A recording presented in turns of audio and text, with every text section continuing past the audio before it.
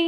అందరికీ నమస్తే. ఎక్కడున్నామా అని చూస్తున్నారా? పాపని స్కూల్‌లో జాయిన్ చేయించడానికి అన్ని స్కూల్స్ కనుక్కున్నామని చెప్పేసి ఎళ్ళామండి. ఇది మాత్రం నారాయణ స్కూల్ అండి. నారాయణి అని ఉంటుంది. అక్కడికెళ్ళేసి ఓసారి కనుక్కొనొద్దాము. ఈ 3 మంత్స్‌లో ఏంటి ఇలాగా జాయిన్ చేపించుకుంటారా అని చెప్పేసి. తర్వాత ఫ్రీ స్కూల్ అనేది ఇక్కడ లేదు. ఓన్లీ ఎల్‌కేజీ నుంచే స్టార్ట్ అవుతుందని చెప్పారు.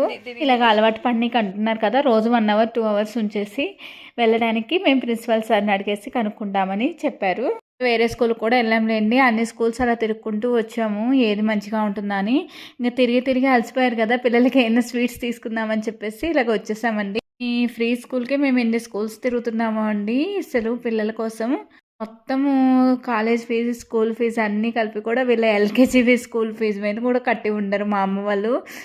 ఇప్పుడు ఇలాగ ఉన్నారు కానీ అప్పట్లో అందరికీ అంతేలేండి. అంత కూడా అన్ని గవర్నమెంట్ స్కూల్స్‌లో చదివేవాళ్ళము. మన స్కూల్ ఫీజులు కాకుండా మన